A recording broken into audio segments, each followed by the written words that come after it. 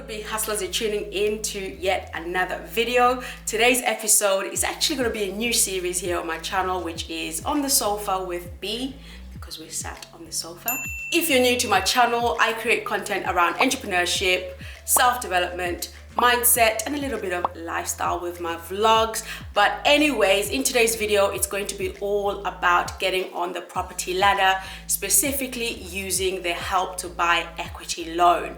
And I'll be joined by an individual who has actually made an appearance here on my channel before. Now, for those that may not know what the Help to Buy equity loan is, this is where the government supports you in buying your property. By using this method, you can basically put down only up to about 5% in deposit. You might be somebody who is thinking to buy a property using this exact same method and maybe just don't know how to start preparing for it. So this individual that I have with me will be giving you guys a full insight into her own experience. So let's get started. So you know who it is, guys. You've seen her here before. How you doing, Sheila? Hi guys, I'm good. How are you? It's so good to be back here. So good to have you back. Yes. So you have achieved your goal. Yes. If you watched our previous video, you know what her goal was, which was to actually get on the property ladder and everything she was working towards with regards to sorting out her debts. And you were in the process of just making yourself all round better with money and putting in processes for herself to kind of help her to get to where she is now. Yes. So I just wanted to give you a massive congrats. Honestly, thank you so much. It was befitting that I invite you back here, get you to share your experience, and also just give people an insight into the whole Help to Buy equity loan and how they can go about using the same method. But also another thing I wanted to kind of just ascertain within this video today was, is it a good way to buy a property? What are the pros and cons to using this method is what I wanted to kind of just get down and dirty with. 100%. So, you ready? I'm ready, yes. Fire away. Let's fire away, yep. Excellent. What exactly is the Help to Buy equity loan? So it's essentially a loan that the government give to people who are first-time buyers, have never had a property before, just to assist them to get a house. So in that, they give you 20% of the purchase price of that property. You only give 5% deposit of the purchase price of that property, and the remainder of the 75% is obviously funded by a mortgage from a bank or a building society. So essentially they're giving you 20% towards the purchase of a property of your choice. But obviously if you live in London, you're entitled to more money than outside of London. But yeah, that's essentially what the Help to Buy loan is. Did you go through the 50% shared ownership, or did you go for just the 20% loan. 20% loan? Yeah, so obviously you have to make a decision, and you know, sometimes when you're kind of like desperate and you really want to move out, you want to go for like the quickest method, and shared ownership on the face of it appears to obviously be the quickest method. The only issue that you have with shared ownership is that you basically, as the words say, you share a part of that property. So for you to actually acquire that house as your own, you've got to staircase up to get to own a larger percentage of that house. So if you've only gone in with 20% ownership of that house, for you to get to 80% ownership, you've got to keep adding more money every year. And obviously that was something that I thought about, and I said, you know I might only have to save a couple of grand to get in, but in the long run, I'm gonna have to keep working harder just to own that property and call it my own property. And when you don't own a property freehold, you have issues when you want to sell on, you have issues when you want to move out and you don't want to be there because you don't own 100% of that property. So it's a matter of deciding for yourself. But if you, I guess, get your dream house and the house that you want to be in, and the only way you can afford it is through shared ownership, then it's obviously something that you can consider, because you can take several years to staircase up to owning the freehold of that property. So I went for the 20% equity loan, which gives you the freehold entitlement to that property, and put down 5% deposit myself. All I have to obviously factor in is that I owe the government the 20% that they gave me, but that property is a freehold entitlement with my name on it. Perfect. Yeah. How did you qualify for the scheme? Yeah, so to be eligible for the Help to Buy scheme, obviously the main criteria is that you must not own another property within the United Kingdom. There are obviously ways in which people can own property in different ways. So you can own a property by living in it, but you can own a property through title deeds. If you're a young person and your parents have put you on their property or their mortgages on the title deeds, you own that property. So indirectly, you're already ineligible for the Help to Buy loan. You will go through a credit assessment with the Help to Buy team, which is a separate assessment to the mortgage team from the bank. So they also have to check your affordability to afford the Help to Buy loan. Right. So if you're on a certain salary or certain income that they deem to be unsuitable to pay back that loan, then you obviously won't qualify for it. Okay. So depending on the purchase price of your property, depending on what 20% of that property is, they will do a credit assessment to check that you actually can afford that Help to Buy equity loan in the first place. You need to go obviously again on the Help to Buy England website and just read through the criteria as an individual and check that you meet different elements of that criteria for yourself. And obviously that's what I did. I went through there and I read there, and obviously I was on the salary that was adequate for what I wanted. And obviously I know I never had a property or did own a property. Perfect. Just give us a brief of what you did beforehand, sort of just prepare yourself so that when you approach the Help to Buy equity loan providers, or you approach the mortgage providers, what boxes you're ticking. So essentially what I did is I had a conversation with my mortgage advisor from London and Country, and I said, you know, this is my income, this is what I get every month, this is what comes out every month, this is my residue, this is what's left over. From that, they then do the calculations through their special system, and they say, from what you've told us, this is the price of a house that you can afford. Right. So they put you into the reality of what you can actually go out there and look for, rather than you looking for a house for 300k when you know that you can never afford it. So it's good to have a mortgage advisor from the outset of the process so that they can give you a realistic figure for a property that you can afford. So when he told me, obviously, you know, this is what you've got. If you want to get a higher purchase price, maybe you need to get rid of that debt, you need to get rid of that bill. That's when I started working on trying to reduce the outgoings that I have. One of the things that was kind of like a hurdle for me and kind of like a little bit of a stress factor was the fact that I had a car on finance, and I've always had a car on finance many years before I even thought about getting a property. So the fact that I had that car on finance, which was quite a costly car, it did reduce my affordability for a property ever so slightly. And you know, if I didn't have that car, I probably would have got a more expensive house. That's the reality of the situation. So it is about kind of sitting down and just planning through what you have coming in and out, because when you apply for a mortgage, they assess whether you will have enough income to pay for that mortgage and still have 2.5 left over. 2.5 is kind of like the ratio they use of your salary left over to continue to live. So I don't know if you mind sharing this, but to kind of give a better context of how the 5% works, or the whole Help to Buy equity loan works. Yes. Could you give us your example in terms of fees that were associated? Obviously, the property price that I bought was £475,000. 5% of that, which is what I paid, is about 8,000. And then the 20% came from the government, which was about... It was about 30,000 if I'm not mistaken. For the 5% that I paid, I also got 25% bonus on top of what I put in, because I was using a lifetime ISA. Oh, nice. So obviously, I'm not sure if we spoke about it in our previous videos, but a lifetime ISA gives you a 25% bonus again towards the purchase price of a property. So not only did you put down £8,000, but on top of that, because of the method of saving she was using, which is LISA, lifetime ISA, she got an additional 25%. Yeah. So continue, sorry. Yeah, so essentially, because I had the lifetime ISA and then I had the Help to Buy element, then the remainder, the 75%, which was about 130k, was the mortgage amount that I have obviously got from the bank. So again, it was important to know your purchase price value and what the bank needs to offer you, because it's also good to have a mortgage in principle. So that's another technical term. But what happens is when your mortgage advisor tells you the purchase price that you can afford, they work out for you what the 20% is, what the 5% is, and what the mortgage value is. Okay.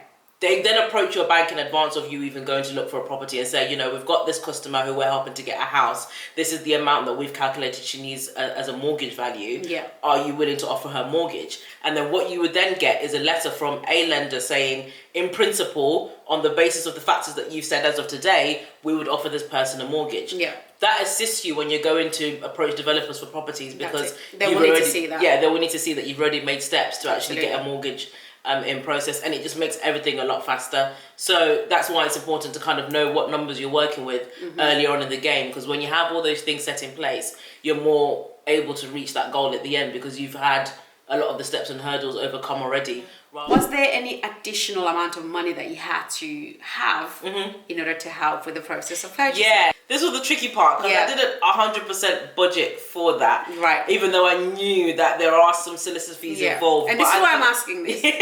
But I didn't think they were going to be quite as much, if I'm honest, as they were. So obviously, the solicitor fees are essential. You can't really escape them. The solicitor's not the mortgage advisor who's government funded. Solicitors are independent people who help with the exchange of contracts and completion of the mortgage. So they are paid independent fees for the whole process, and obviously it's up to an individual solicitor what they charge for that. Because I use London and Country Mortgages, they have a network whereby they work with solicitors, they work with the developers and the builders, and they work with surveyors and evaluators. So everybody was kind of communicating behind the scenes, and then my mortgage advisor would just come and tell me this is where we're at. But yeah, so the solicitors obviously charge their standard fees for just doing the work for you, doing the paperwork. They then obviously charge the fees for the search of the land registry. They charge the fees for the valuation of the property. They charge fees for covenant and easement searches. So there's a lot of things that they charge fees for, which I think in total mine came up to about 1,500, nearly 2,000. Okay. And I hadn't quite budgeted for that. But the good thing about that was, if you're using a lifetime ISA, because the solicitor's in charge of the exchange of contracts, the lifetime ISA, backtracking just a little bit, the lifetime ISA is only for either buying a property or retirement. That's the only two things you can use that LISA for. Right. If you ever choose to pull money out of that LISA, you'll be fined essentially. Okay. And you might even lose some of the money you put in on top of that. So for you to show that you've obviously used it to buy a property, only a solicitor can ask for that money out of the LISA. They ask for that money at exchange of contracts.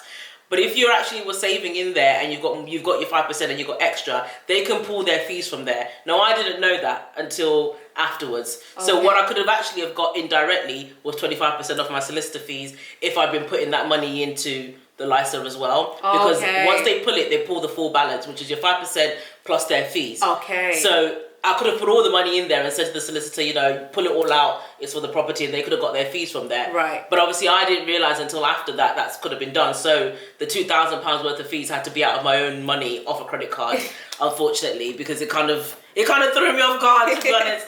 I guess the wise thing is, of course, to save a little bit more than your deposit. The mortgage advisor that you used, how did you find them? I think I just went on Google and I remember just searching like mortgage advisors first time buyers. Right. And then obviously I saw London and Country Mortgages, and then when I went to go view my first property, that was just a development that I just entered into, and I was kind of browsing at that time. She obviously said to me, you know, she confirmed that she was like, contact London and Country Mortgages, we work with them. So London and Country Mortgages are a mortgage advisor predominantly tailored at first-time buyers, but I think they do obviously deal with applications from people who are trying to resell and remortgage, etc. So they have a wider market, but I think they do very well and specialise in helping people who want to use Help to Buy and who are first-time buyers. So yeah, and because they're government-backed, it's totally free.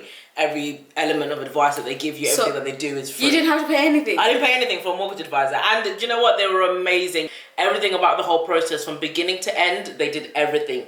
So what about solicitors? They do everything for you. So they recommend the relevant people for you for the relevant development. So because of where I was buying my property, they had solicitors based in that area on their database who they recommend people to go to, and those solicitors have a close relationship with the developers. So it's almost like a circular motion where all these different entities work together and know each other. And I think what makes it easier is that when they do know each other and they know how their processes work within each company, it's not so difficult to get information and retrieve information and make sure that documents are there. Whereas if you have a mortgage advisor that you've personally found, and then you've got a solicitor that you found somewhere else, and then you've got obviously your developer, and then you've got a evaluator that you've got from somewhere else, all these people need to work together to make sure that this completion takes place. And if they don't have any sort of service level agreement between them, things can get delayed and then miscommunication. So it was essential to have an organisation that would do everything for me that I can trust, which I know is backed by the government, and I'm not going to essentially be ripped off through something which is already quite a stressful process. How did you find your property? Did you use Rightmove, Zoopla, or was there a special portal? So at first I did use Rightmove and Zoopla. Was that not helpful? Not really, because obviously there's a lot of other properties on there that are not relevant. I came across a website which is called New Homes for Sale. Okay. That is a website which has all new developments within the United Kingdom. So all you do is filter what regions or areas you're looking for, and it will tell you every new development upcoming, in the process, finished, whatever stage, whatever build stage they're at. And that's basically where I started, and I just used to go on that website nearly every single day and just search, you know, if there's any properties available at any developments that I wanted. I knew kind of like what areas or area I was looking to move in. So all I had to just do was look at what developments were in those areas, and I was literally after work, I would just drive to the development and view their showrooms and get brochures. Did you buy off plan then? As in... It wasn't built, it was in the process of being built, or was it already? Yes, so I actually, the irony of the matter is, I actually reserved and bought the house that I went to view first. Okay. And I remember when I went there, she was like, you know, you're not going to find a house like this. And one of the things I did want was an ensuite. And obviously in a 2-bedroom house, it's not necessary to have an ensuite because it's only 2 people in the bathroom. So, you know, this one had an ensuite, and I was like, yeah, I really like it. But I was a bit fussy about the bedroom because I felt like it was a bit of an awkward squeeze to get into the bedroom. And she was like, you know, to be honest with you, you're not going to find any other 2-bed with space like this, with an ensuite, with this and this and this. And I was like, we'll see. And I went and I viewed about 10 houses, and I went all up and down areas looking at different houses. And after about a month, I came back to the same house, and I was like, you know what, it's you guys.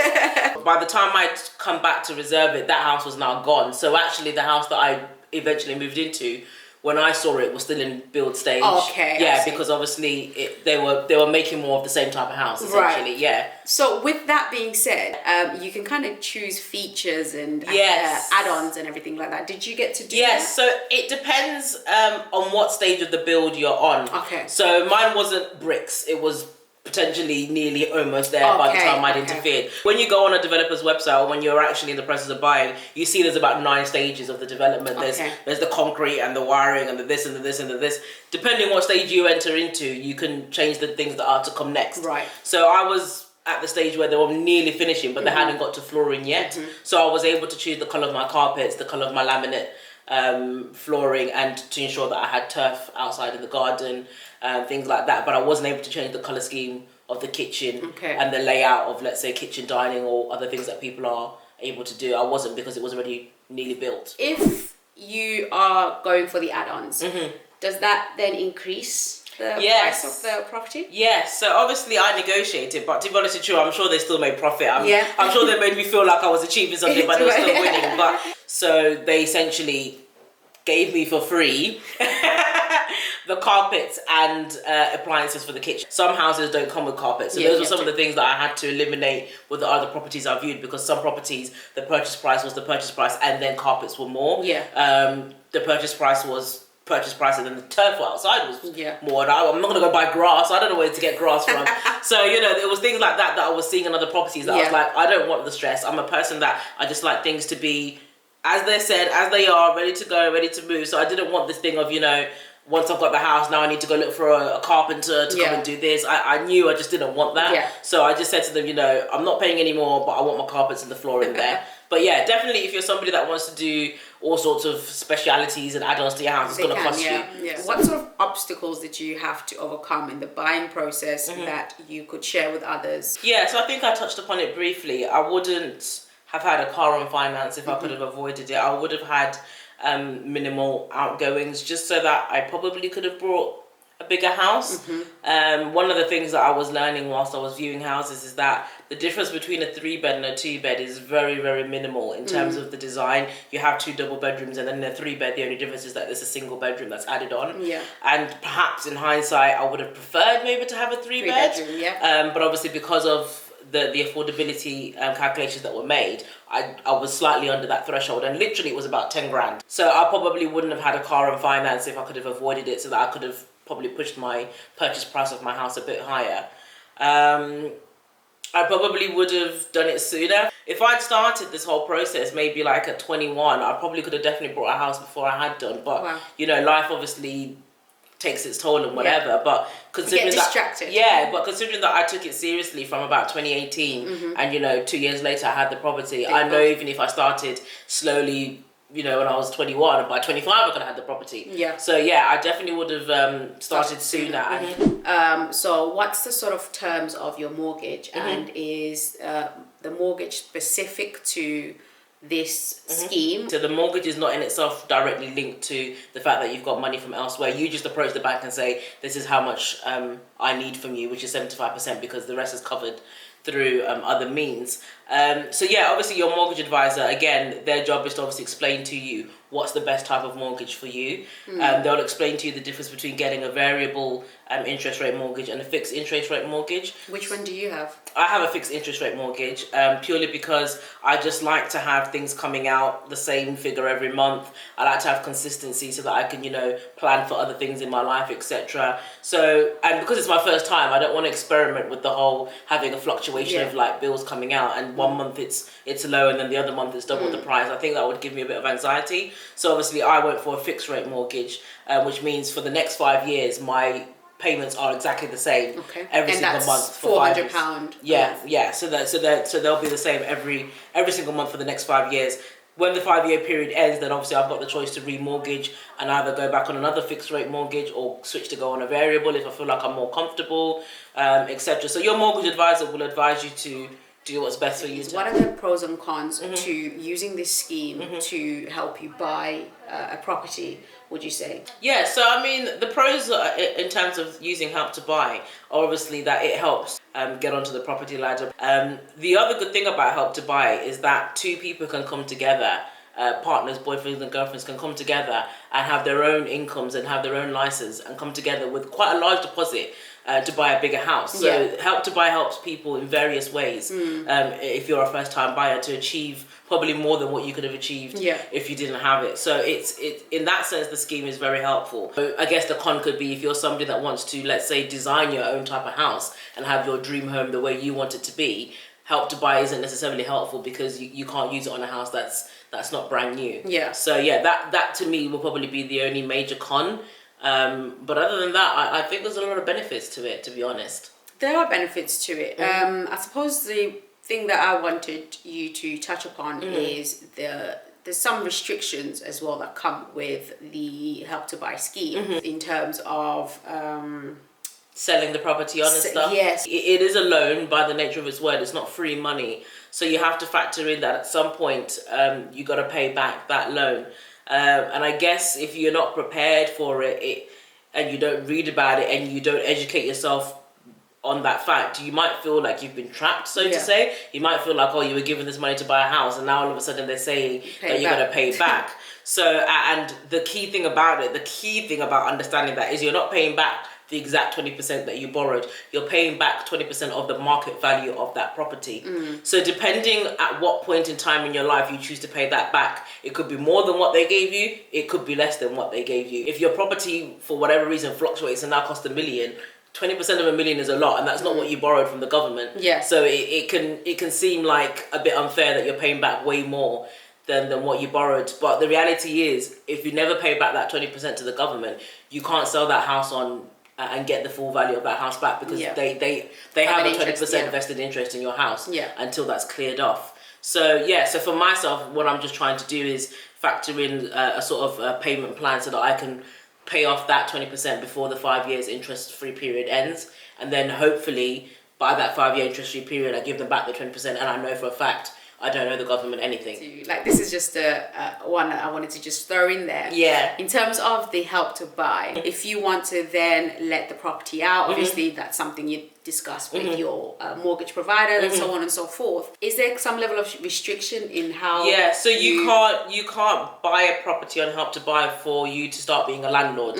Essentially, that property has to be, and they'll ask you the questions for confirmation and declarations that you're buying that house for you to live in. So you can have a lodger, so you can be the main liver, so to say, and have a lodger, that's no problem. But you can't buy a house and Help to Buy to move people in who are going to pay you rent. It's not allowed for that purpose whatsoever. So if you are somebody that's trying to get into property investment, so to say, and build a portfolio, you can't use Help to Buy for that, because essentially what you're doing is trying to make a leverage off free money from the government. I just thought I'd ask the question. That would be too good to be true. You've been making everyone would be using that method, but I just wanted to kind of highlight in terms of the con. Even with the properties that you buy without the scheme, there's still some level of restrictions in terms of if you're buying it for yourself to live in. But what I've noticed with the Help to Buy scheme, there's a lot more restrictions in terms of you converting it, for example, from a normal residential to now a buy-to-let or whatever it may be. There's a little bit more restrictions to what you can do with the property later on. It might not be something that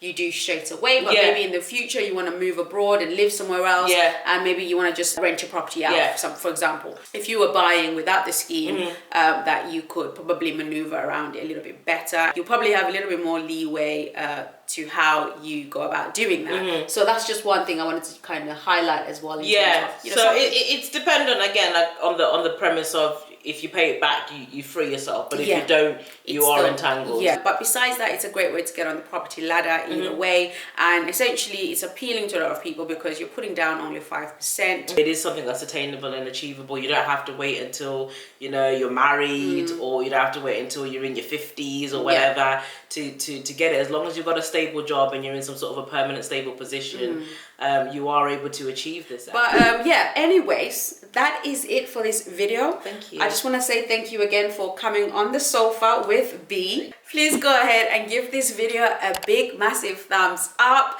Do leave us your comments and questions in the comment section below, and of course share with your brothers and sisters and anybody else who needs to hear this today, and hit that subscribe button along with that notification bell so you're always notified when I upload a new video.